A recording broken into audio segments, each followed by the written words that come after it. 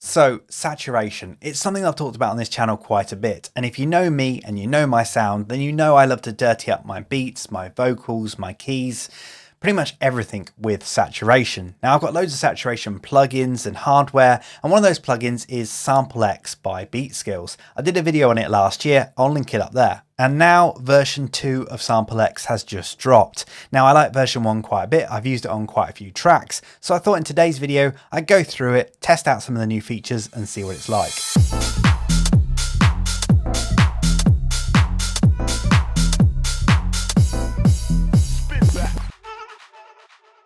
Now I just want to be upfront with you guys because I actually got emailed by Beatskillz. They emailed me through asking me if I wanted to review version 2 and they sent me a free copy. However, I bought version 1, so actually I got a free upgrade to version 2 anyway. If you bought version 1, log into your account now, you should hopefully have a free upgrade to version 2. So I already had it. I didn't need the free license they sent through. So I just wanted to let you guys know, be totally transparent about it. So let's jump into it and see what the new version's like. So it looks like they've completely redesigned the interface of it, and it looks like there's even like 4 different skins there as well.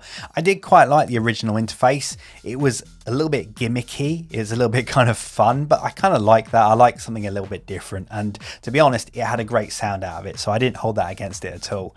But yeah, it looks like it's been redesigned. It looks a little bit less gimmicky now. It looks like it's got a few more features in there as well. They've actually got a discounted price at the moment because obviously the new version, and it looks like actually those aren't just skins. It says it's trying to recreate 4 iconic vintage samplers. Now it doesn't actually mention which one is which, so I'm guessing for legal reasons they don't want to mention it.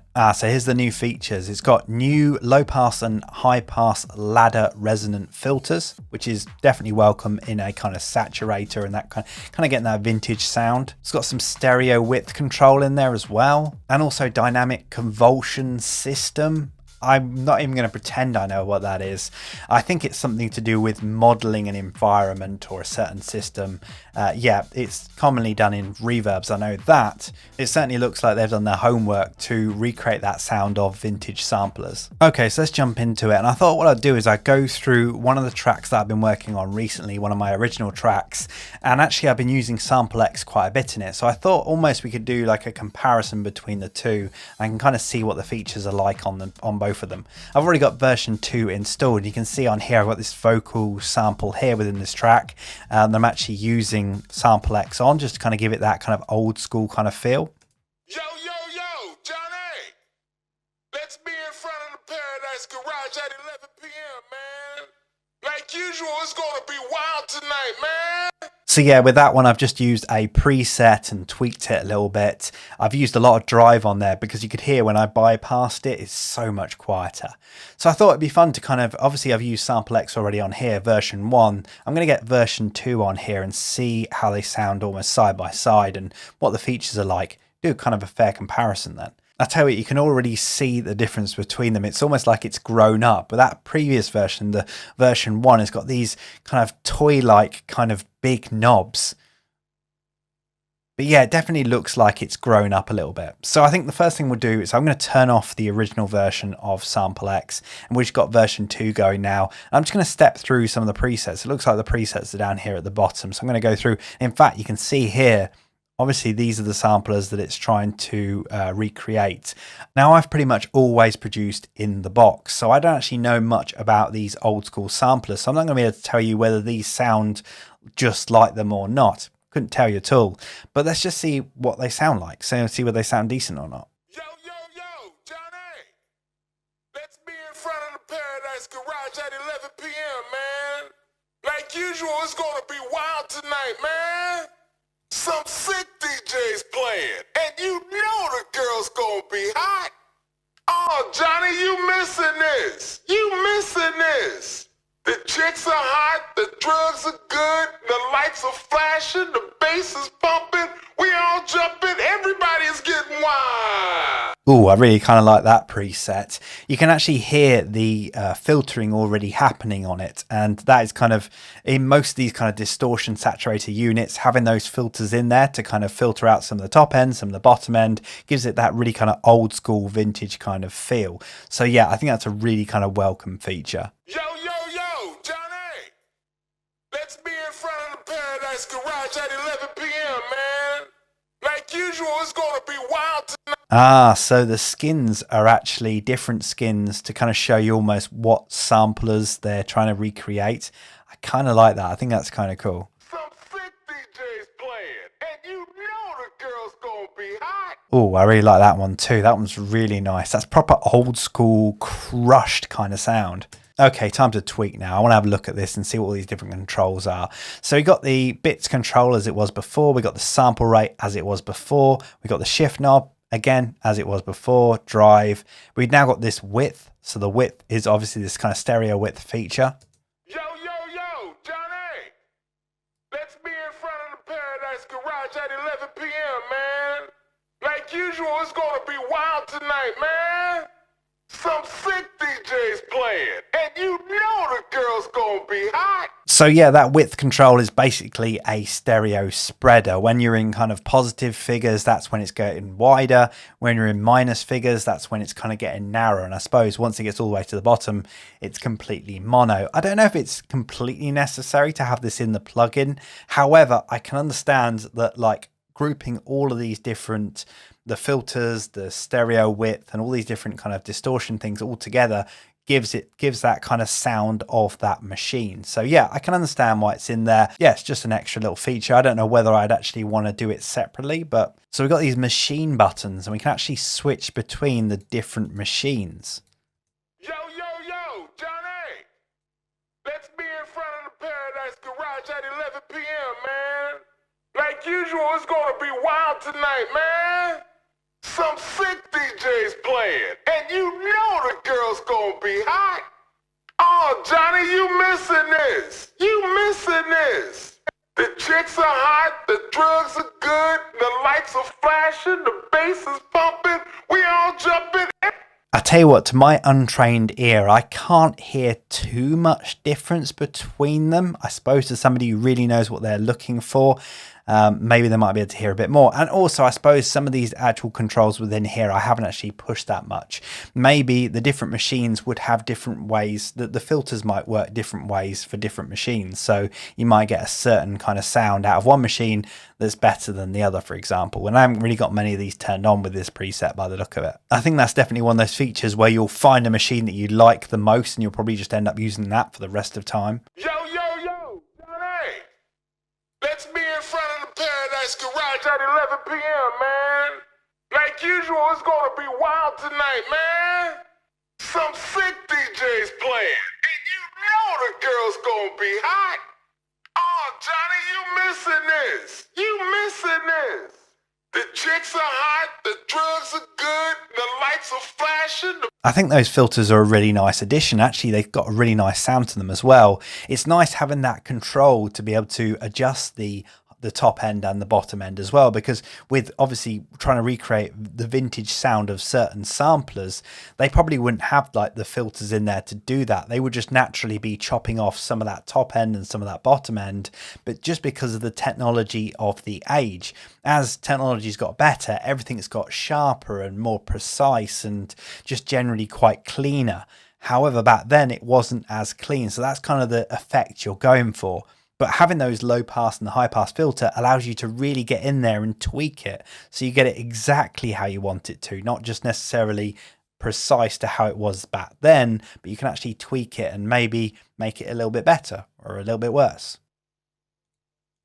I love that the eject button on this floppy disk actually bypasses the plugin. So when you eject the disk, it turns the plugin off and then you put it back in again and it turns it back on again. It's such a novelty, but I kind of love it. It gives it so much character. And the original obviously had character, albeit more of a kind of looks more like a kid's toy kind of thing. This is a little bit more grown up, but it's still fun. I like that. I think that's really cool. Now, one feature is standing out a mile for me because it's something that I really wanted to see in the first version of SampleX. In the first version, you had a wet slider and a dry slider. They were completely independent. So if you wanted to get a mix between the two, you'd have to kind of fudge each one to get that mix that you wanted to. it was a little bit tricky, and to be honest, it's not the way that I like to work, but I'm so glad to see that there is a dry wet mix knob on the new version of SampleX. Honestly, it makes me so happy because that means you can create a more extreme effect within SampleX. You can really put that drive up, you can really kind of add in those vintage kind of feels to it, and then you can back off of it. So you don't have to have it 100% wet. You can just back off a little bit and have some of that effect in there, but also some of the dry signal as well. Just makes it so much easier to use. And as I say, I just wish it was in the first version. I'm so glad it's in the second version. And I think that's pretty much most of the new features within here. They've obviously worked a lot on the actual sound of the plugin as well. So I'm going to step through some more of these presets, see how they sound on this vocal, but also some other bits within this track. Let's be in front of the Paradise Garage at 11 p.m., man. Like usual, it's gonna be wild tonight, man. You can really hear the width that's coming from that stereo spreader. Well done, Beatskillz. That's cool. Let's be in front of the Paradise Garage at 11 p.m., man. I think that preset should be called Destroyed. That's like AM radio. No, worse than AM radio. That's just, yeah, that's really gritty. Yo, Johnny.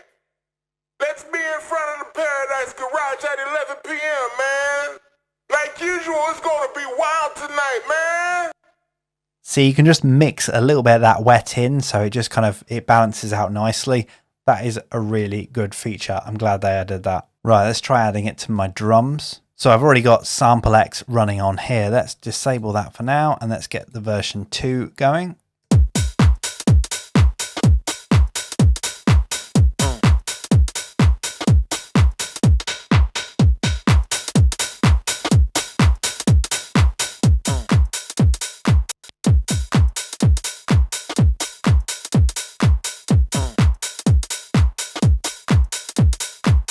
Okay, that is really weird. So when I've got the plugin bypassed in the plugin, but not within Ableton, it actually adds latency to it. So when everything is turned on, it's all running fine. If I bypass it in the plugin, it adds latency. But if I then bypass it on Ableton, everything goes back in time again. So really, that bypass is not working within SampleX. So I think the tip is to actually disable it on the actual channel itself rather than within the plugin, because that is not working at the moment.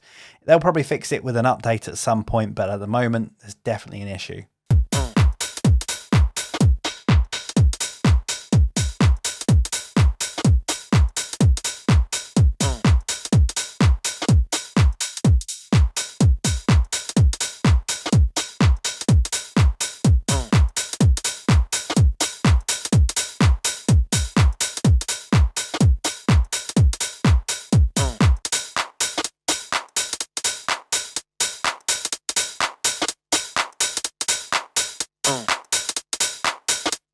It's really weird. The width doesn't seem to be having much effect at all. In fact, I'm going to put an imager on there just to kind of see what the width is like on it.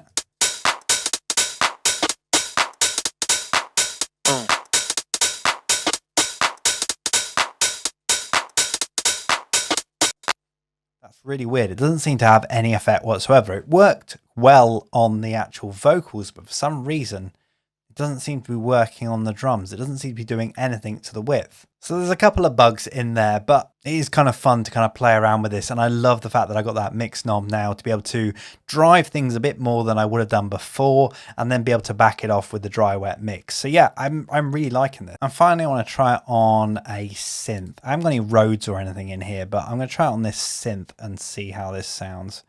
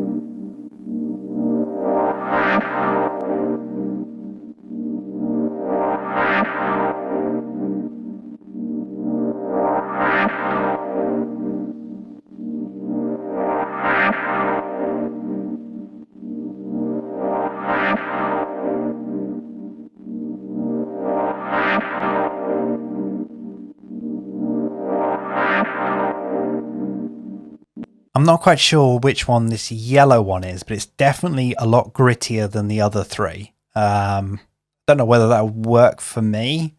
If you want something really kind of gritty, that kind of works. But generally the sound that's coming out of this is really nice. I'm really loving it.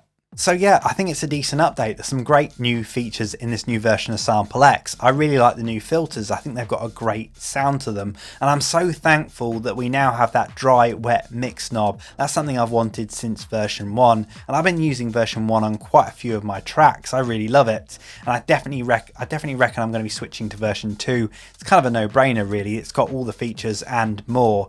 There are a few little bugs here and there, which I'm sure they'll kind of iron out with updates as it goes. But I think definitely going forward, I'm going to be using this quite a bit. If you want to get hold of it, as you saw on the website, there is a trial version. You can download it, see what you think. There is a time limited offer on at the moment. I think just because they're launching version 2, there is a bit of a discount at the moment. So if you want to grab that, head along to their website. If you already own version 1, definitely do the update. Check the your Beatskillz account. There should be the free update within there, so definitely grab that. Hopefully this video has been useful to you. If it has, then definitely subscribe to my channel. I've got loads more plugin videos, Ableton tips, production tutorials, loads more stuff on there. So get subscribed, hit that notification bell so you're notified the moment I upload a brand new video, and hopefully I'll see you again in the next one.